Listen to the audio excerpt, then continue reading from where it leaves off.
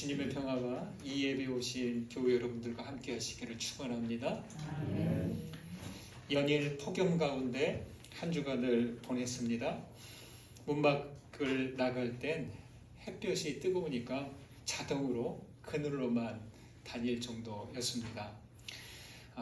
벼들은 이삭이 패이자마자 벌써 머리를 숙이기 시작했고요. 또 고추는 붉게 물들어가고 있습니다. 어떻게든 빛을 모아서 자기들 속을 채우려고 하는 그 농작물들을 보면서 우리도 은혜와 진리의 빛 모으기를 멈추면 안 되겠다 하는 생각이 되었습니다. 이 예배에 오신 여러분께 은혜와 진리의 빛이 충만하시기를 주님의 이름으로 축원드립니다. 얼마 전 제임스 웹 우주 망원경이 촬영해서 공개한 천체 사진을 보았습니다. 여러분 혹시 뉴스를 통해서 보셨는지 모르겠습니다. 제임스 웹 망원경은요, 작년 성탄절에 쏘아 올린 천체 관측 망원경입니다. 제임스 웹 처음에 그 우주 탐사를 보낸 팀의 대표 이름이 제임스 웹이라고 합니다.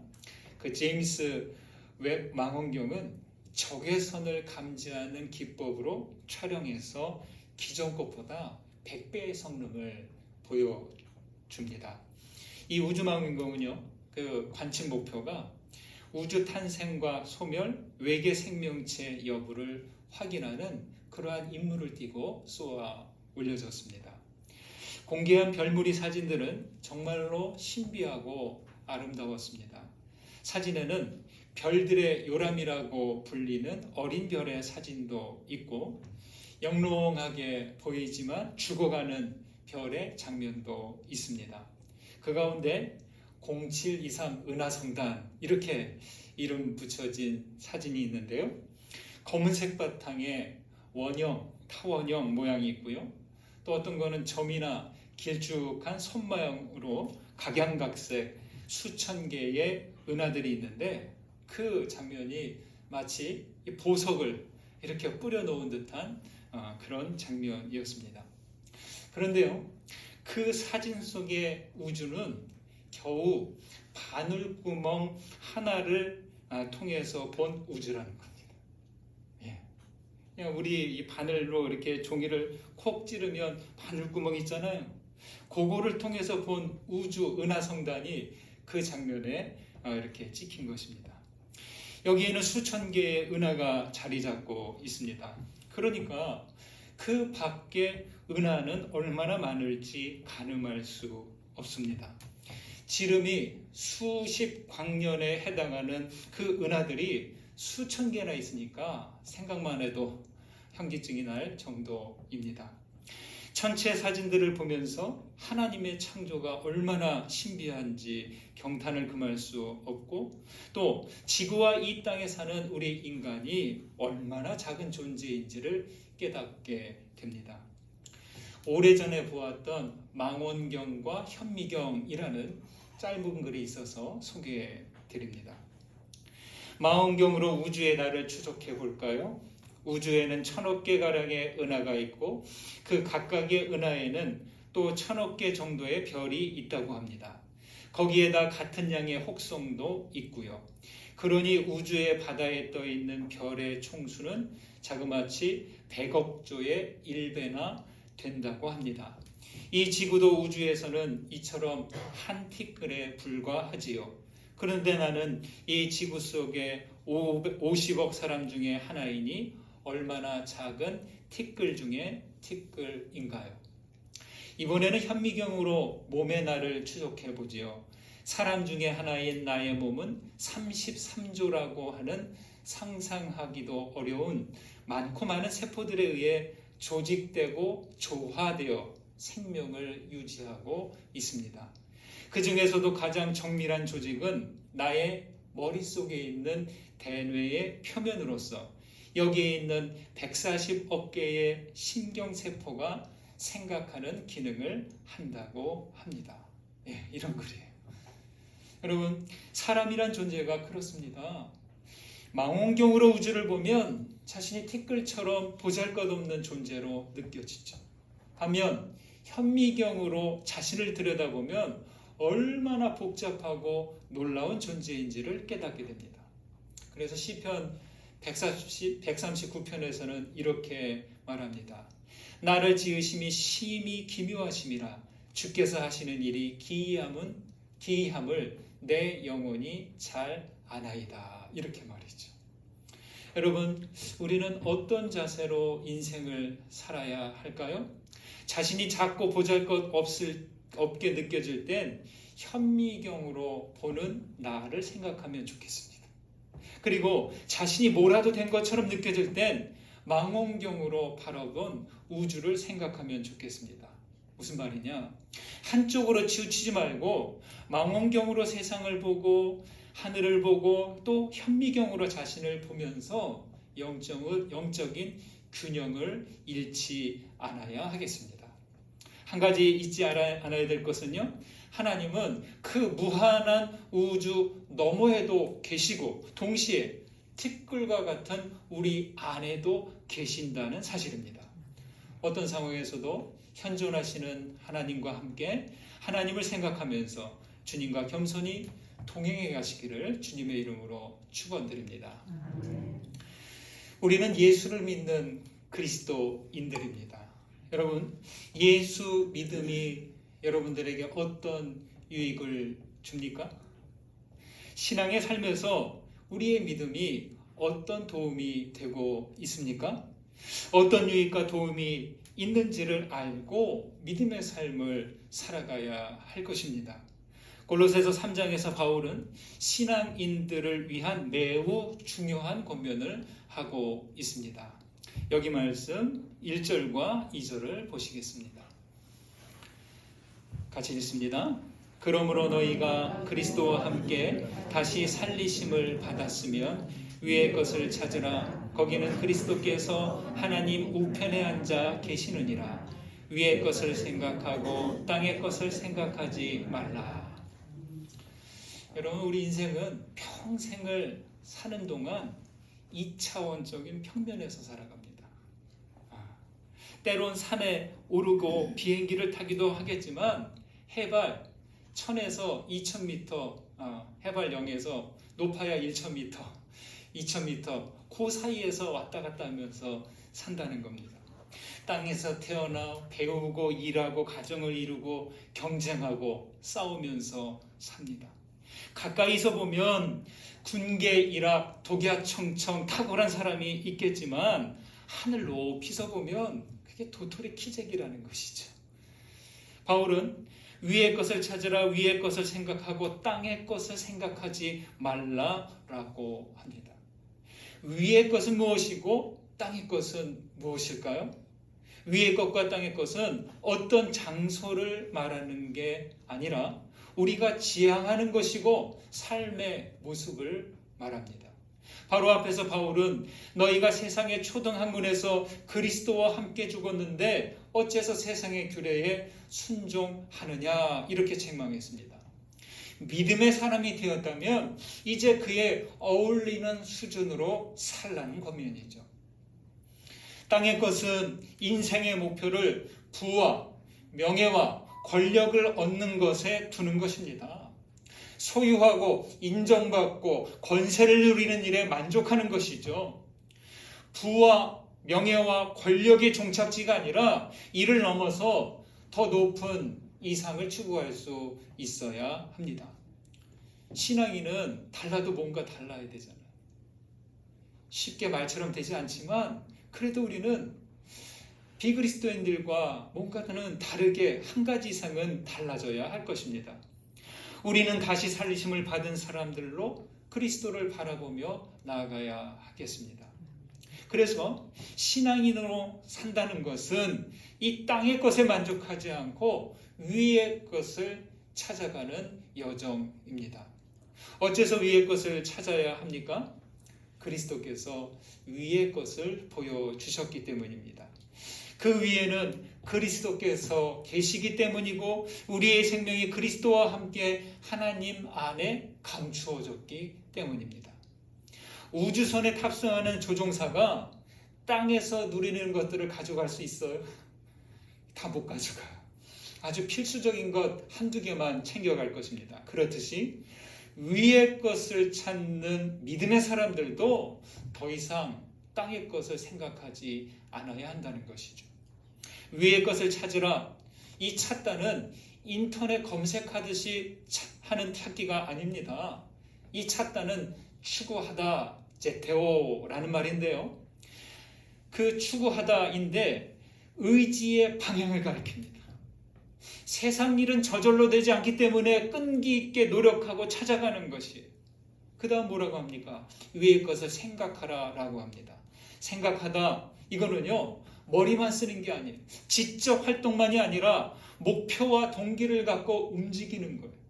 우리 사람은 생각에 따라서 마음에 따라서 움직이잖아요. 그렇죠? 의지를 갖고 목표와 동기를 갖고 움직이는 거예요. 달리 말해 목표와 방향을 분명하게 하여 위의 것에 어떻게 하라? 집중하라는 것이죠. 사람에게는요 더 높은 곳으로 올라가고 싶어하는 상승 욕구가 있어요. 네. 우리를 살게 하는데 중요한 욕구와 욕망이 이 상승 욕구예요. 저 하늘 높이 오르고 싶은 욕망이 있고 영원히 살고 싶어하는 그러한 욕망이 있고 영적으로는 정결하고 거룩하게 살고자 하는 욕망이 있습니다. 어떤 것이든 욕망이 강한 쪽으로 움직이게 되어 있어요. 우리는 몸을 위한 욕구나 지적 욕구에 그치지 않고 영혼을 위한 거룩한 욕망을 가져야 됩니다. 여러분, 이 거룩한 욕망을 놓치면 우리는 거룩으로 나가지 못하는 거예요. 다섯 유영모 선생은요, 제나에서 얼라로 솟아야 된다 이런 말을 했어요. 좀 생소한 표현인데요. 제나 무슨 말이냐? 죄와 욕망에 매인 자기예요. 거짓 자기.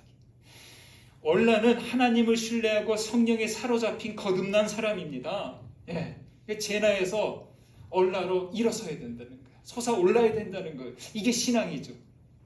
알에서 나와야 애벌레가 되고 고치 속에 들어간 애벌레는 고치를 찢고 나와야 나비가 되는 거죠. 그리스도인도 이 제나라는 알과 고치를 찢고 나와야 위로 올라갈 수 있는 것입니다. 그런데요, 자기 힘으로 어려워요. 어떻게 하면 될까요? 그리스도의 십자가를 붙잡고 올라가야 하는 것이죠. 성령의 임재를 통해 올라가야 합니다. 다시 말해 믿음의 날개로 올라가는 것이죠. 위의 것을 찾으십시오. 위의 것을 생각함으로 그리스도께서 계신 곳으로 올라가시기를 간절히 소망합니다. 그 다음 5절과 6절을 보시겠습니다. 읽습니다. 그러므로 땅에 있는 지체를 죽이라. 곧 음란과 부정과 사욕과 악한 정욕과 탐심이니 탐심은 우상 숭배니라. 이것들로 말미암아 하나님의 진노가 임하느니라. 위의 것을 찾고자 한다면 먼저 해야 할 것이 있습니다. 땅에 있는 지체에 지배당하지 않아야 할 것입니다. 5절에서는 땅에 있는 지체를 죽이라 라고 하는데요, 성경은 진리를 가르치면서 불가피 하늘과 땅, 위의 것과 땅의 것 이렇게 구분해서 말하는데요, 흑백 논리로 땅에 속한 것은 무조건 나쁘다 이렇게 말하는 건 아니에요. 거기에 한정되면 안 된다는 거예요. 땅에 있는 지체를 죽이라고 하는데 이 말을 문자적으로 받아들이시면 안 돼요. 무슨 말이냐? 이 땅에 있는 지체를 죽이라. 본능적인 욕망에만 매이지 말라는 거예요. 땅의 지체는 무엇을 말합니까? 땅의 지체에 매이면 어떻게 됩니까? 여기 얘기하잖아요. 음란, 부정, 사욕, 악한 정욕, 탐심, 이것이 땅의 지체에 매인 모습입니다. 이런 것들은 바로 영적인 삶으로 거듭나지 못하게 하는 거죠. 여러분, 우리의 마음과 생각에 이런 것들로 채워지면 말 그대로 땅의 사람이 되는 것이죠. 이러한 것들의 공통점은 뭐냐? 자기중심적이에요. 철저히 자기중심적이기에 블랙홀처럼 모든 것을 끌어당깁니다. 어디로? 자기에게로. 제일 끈질긴 것이 탐심, 탐욕이죠. 탐심은 우상숭배라고 하는데 그것은 자신이 중심이 되면서 하나님을 주변으로 밀어버리기 때문입니다. 여러분, 하나님을 내 중심에 두지 않으면 그것이 모든 것이 우상숭배가 될 수 있습니다. 땅의 지체의 자체 무게는 얼마 되지 않습니다. 그런데 그것들이 끌어당기는 힘이 너무나 강해서 그로 인해서 우리 내면의 무게가 어떻게 돼요? 엄청나게 무거워지는 거죠. 그런 상태로 위로 오를 수 없는 것이죠. 여러분 생각해 보십시오. 위로 향하는 신앙의 여정을 위해 지금 무게를 줄여야 한다면 무엇을 내려놓으시겠습니까? 무엇이든지 할 수 있다는 환상을 내려놓아야 하고 책임 없이 누리려는 자유를 내려놓아야 합니다. 부모님께 의존하고자 하는 마음을 내려놓아야 하고 자녀를 마음대로 할 수 있다는 그런 권위의식을 내려놓아야 합니다. 죽을 때가 한참 남았다는 생각을 내려놓아야 하고 건강과 젊음과 돈에 대한 생각도 내려놓아야 됩니다. 우상에 해당하는 모든 것들을 내려놓아야 합니다. 성공과 권력과 이익을 위한 그러한 목표들을 내려놓고 대신 하나님만 신뢰하는 것으로 대체해 가야 합니다. 수년 전 내려놓음에 대한 영성 훈련을 한 적이 있습니다. 정기적으로 그 내려놓는 시간을 기도를 드리곤 하는데요. 참 쉽지 않습니다. 하나를 내려놓으면요, 다음 날에는 두 개가 비집고 들어와서 자리하고 있어요. 그 두 개를 내려놓으려고 하면 더 많은 것들이 내 안에 들어오려고 줄 서고 있어요. 그렇다고 거기서 멈추지 않아야 합니다. 내려놓음을 위한 중요한 것은 하나를 비우면 그 비운 채로 두는 게 아니에요. 그곳에 예수님께서 자리하시도록 하는 겁니다. 그리스도께서 항상 내 안에 계시도록 해야 합니다. 주님을 모시는 이유는 거짓된 것들이 우리 안에 자리 잡지 않도록 하기 위해서입니다. 여러분, 왜 내려놓음을 계속해야 할까요? 그것은 땅의 지체를 내려놓음으로써 가장 황홀하고 가장 확고하고 무한한 인생의 기쁨을 발견할 수 있기 때문이죠. 신앙의 비밀이 바로 여기에 있습니다. 3절에서는 이렇게 말하죠. 이는 너희가 죽었고 너희 생명이 그리스도와 함께 하나님 안에 감추어졌습니다. 이렇게 말합니다. 그리스도인은 이미 죽고 다시 산 사람들. 그리스도인들은 죽고 거기서 끝난 인생이 아니라 다시 살아난 사람들이에요. 부활로 일어난 사람들은 하나님 안에 감추어진 사람입니다. 거처가 땅에서 하늘로 옮겨졌어요. 죄의 자리에서 버려질 처지가 비었지만 그리스도와 함께 하나님께로 옮겨졌습니다. 그래서 우리는 하나님 안에 뿌리 박고 안전히 거하고 있습니다. 여러분, 믿음은 제가 자주 말하죠. 믿음은 뭐다? 앞으로 나아가게 하는 능력입니다. 여기서 저기까지 가려면 한 걸음씩 한 걸음씩 걸어가면 됩니다. 짧으면 짧은 만큼, 길면 긴 만큼 걸어가면 됩니다. 그런데요, 만약 한 걸음을 내딛었는데 그 다음 뒷발을 떼지 않으면 어떻게 될까요? 너무 간단한 질문을 드리나요? 한 걸음 내딛었어요. 자, 뒤에 있는 뒷발을 떼지 않으면 어떻게 돼요? 떼지 않은 만큼 못 가는 거예요. 그 다음은 없는 거예요. 예. 절대로 앞으로 나아갈 수 없다는 것이죠. 그래서 걷기는 내 디딘 만큼 나아가는 것이 아니라 뒤에 있는 발을 뗀 만큼 앞으로 나아가는 겁니다. 뒤에 있는 발을 떼지도 않고서 어떻게 한 걸음 나아갈 수 있습니까? 그럴 수 없죠. 뒷발을 떼어 앞으로 옮겨 딛는 것, 그것이 내려놓음이고 자기 포기입니다. 욕망에 붙은 발을 떼어서 그리스도께서 가신 쪽으로 한 걸음 내디딜 때 어떻게 돼요? 믿음의 진보가 되는 것이죠. 사랑하는 여러분, 그렇게 한 걸음씩 한 걸음씩 주님께로 향해 나가시기를 간절히 소망합니다. 믿음으로 산다는 것은 위의 것을 찾는 삶이에요. 또 믿음으로 산다는 것은 땅의 지체에 매이지 않는 거예요. 세 번째로, 믿음으로 산다는 것은 하나님의 형상을 회복하는 것입니다. 8절에서 10절을 다시 한번 보실까요? 함께 읽습니다. 이제는 너희가 이 모든 것을 벗어버리라. 곧 분함과 노여움과 악의와 비방과 너희 입에 부끄러운 말이라. 너희가 서로 거짓말을 하지 말라. 옛 사람과 그 행위를 벗어버리고 새 사람을 입었으니 이는 자기를 창조하신 이의 형상을 따라 지식에까지 새롭게 하심을 입은 자니라. 여러분, 여름철에 이렇게 나무 줄기를 가만히 보고 있으면 종종 매미가 탈피하고 난 껍질을 볼 수 있어요. 매미가 탈피한 그 껍질을 보신 적 있으시나요? 예, 아마 본 적이 있으실 겁니다.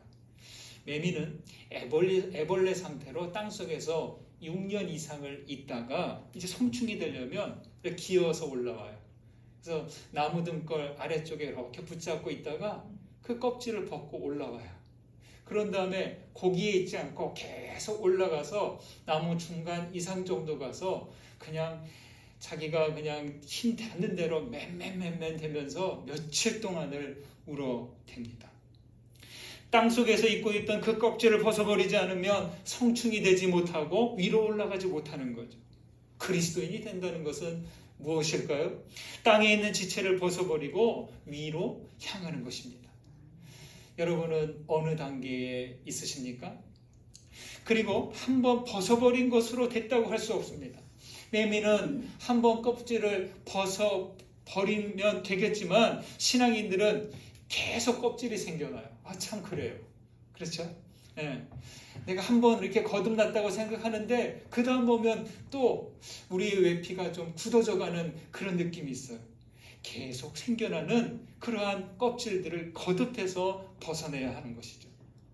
또한 땅의 옷을 벗었다면 거기서 끝나지 않습니다. 그 다음 어떻게 해요? 새 사람을 입어야죠. 새 사람은 무엇입니까? 10절에서는 자기를 창조하신 이의 형상을 따라 지식에까지 새롭게 하심을 입은 자라고 합니다. 외모만이 아니라 지식까지, 생각까지 새롭게 된다는 말이죠.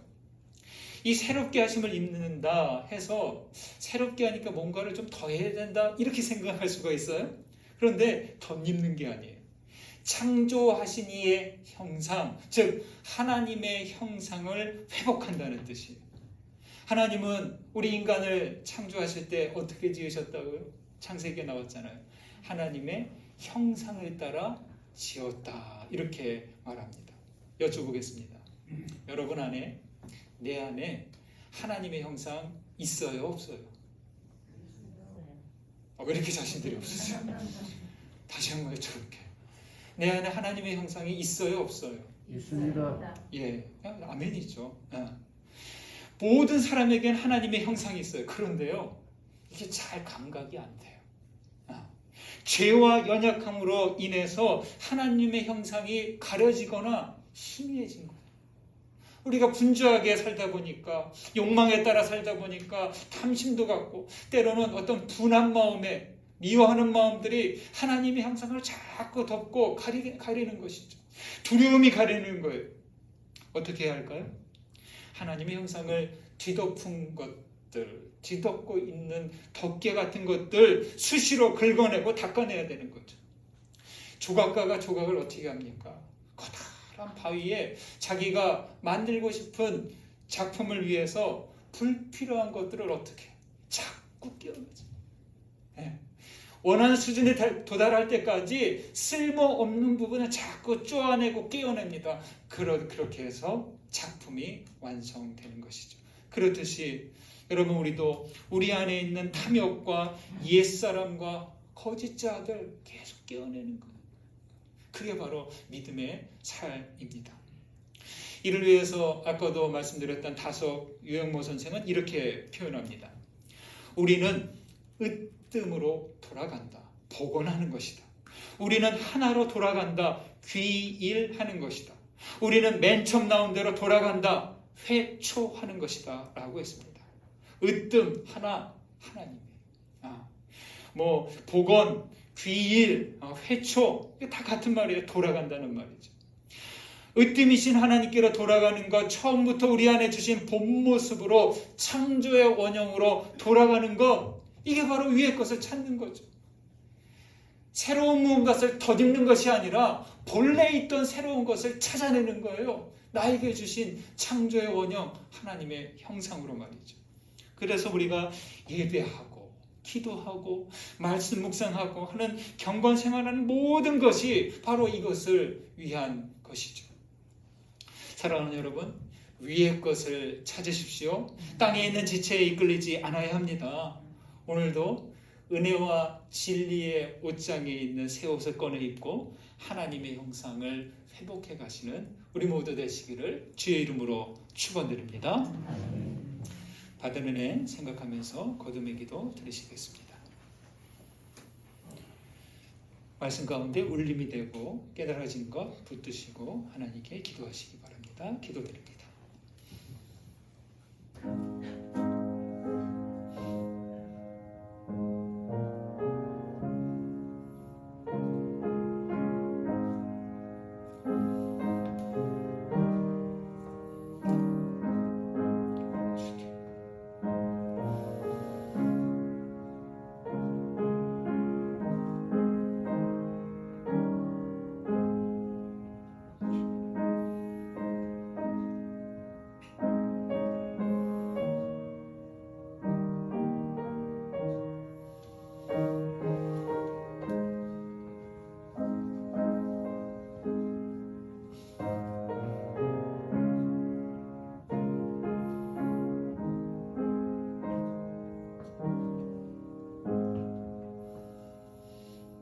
거룩하신 하나님, 우리를 하나님의 형상을 따라 창조하여 주심에 감사드립니다.